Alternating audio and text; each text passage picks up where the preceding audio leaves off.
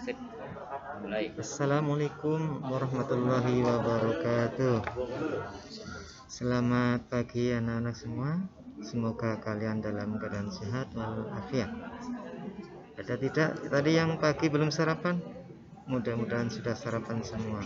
Mengapa kok Pak Guru tanya sama kalian sudah sarapan atau belum? Karena itu sangat terkait dengan materi yang akan Pak Guru bahas, yang akan kita pelajari bersama hari ini, yaitu pertumbuhan dan perkembangan manusia.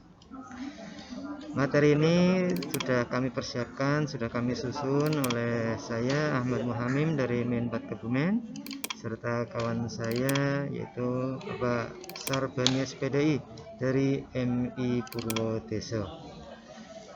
Lalu masuk pada materi. Apa itu sih pertumbuhan dan perkembangan manusia?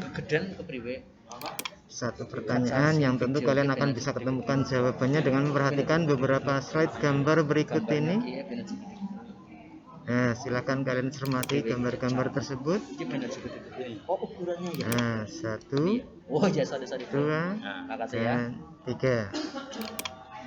Nah, ini artinya apa? Dengan menerjemahkan gambar-gambar ini kalian akan bisa menemukan bahwa oh ternyata dari awalnya bayi, kemudian mulai bisa merangkak, kemudian mulai bisa berdiri dan berjalan. Ini akan kita bahas dengan materi yang pertama, yaitu pertumbuhan. Pengertian pertumbuhan itu sendiri adalah proses dari pertambahan ukuran dan volume tubuh manusia. Misalnya dari lahir, misalnya kalian bertinggi badan sekitar mungkin 50 cm, kemudian beratnya mungkin sekitar 3 kiloan, tapi begitu kita masuk pada gambar berikutnya, ini kalian tentu ukuran tingginya sudah beda, berat badannya juga sudah beda, apalagi kalau kita kaitkan dengan gambar yang ketiga, ini sudah sangat jauh berbeda, maka akan kita ketemukan penjelasan dari istilah perkembangan. Apa itu perkembangan?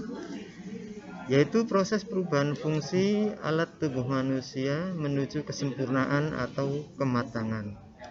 Dengan demikian kita bisa mengartikan pengertian dari pertumbuhan dan perkembangan. Terkait dengan pertumbuhan dan perkembangan, itu tentu kita akan tidak bisa lepas dari kebutuhan dasar manusia, yang terutama kita anak-anak yang masih berada di masa pertumbuhan. Apa saja kebutuhan dasar tersebut? Yang pertama tentu adalah kebutuhan akan kesehatan yang ditandai dengan mengonsumsi makan makanan yang bergizi seimbang.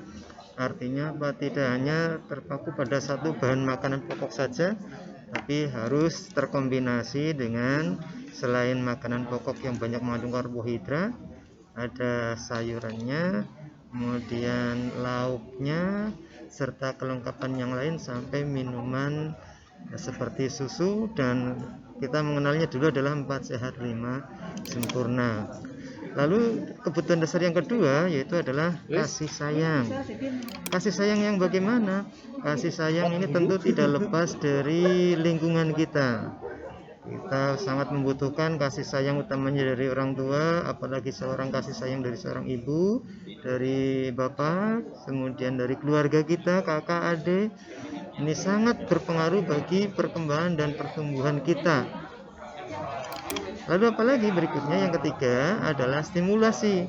Stimulasi di sini artinya adalah kemampuan kita untuk menerima rangsang. Kita akan mampu merespon terhadap sebuah benda atau terhadap sesuatu. Ini yang kita kenal dengan stimulasi. Kemudian perlu kita mengenal juga bahwasanya di dalam perkembangan dan pertumbuhan manusia ada beberapa tahapan. Yang pertama itu tahapan bayi. Bayi berarti 0 sampai beberapa bulan, itu yang baru lahir, sampai sekitar 2-3 tahun, 4 tahun. Ini lanjut pada sekitar 24 bulan atau 22 tahun. Yang kedua adalah tahapan usia balita atau bayi di bawah 5 tahun. Lanjut pada fase berikutnya adalah fase anak-anak. Ini adalah dunianya kalian, ini adalah fasenya kalian yang masih dalam usia sekitar 11-12 tahun, karena rentangnya untuk anak-anak adalah 5-12 tahun. Berikutnya adalah fase remaja, rentang usia sekitar 12-19 tahun, dan yang berikutnya itu dewasa, usia sekitar 20-45 tahun. Lanjut nanti ada masa tua, dan yang berikutnya terakhir adalah lansia atau lanjut usia, yakni pada kisaran usia di atas 65 tahun. Demikian pemaparan singkat kami, bahwasanya kita sudah belajar tentang pengertian pertumbuhan serta perkembangan manusia. Besar harapannya kalian bisa menerima materi ini dengan baik.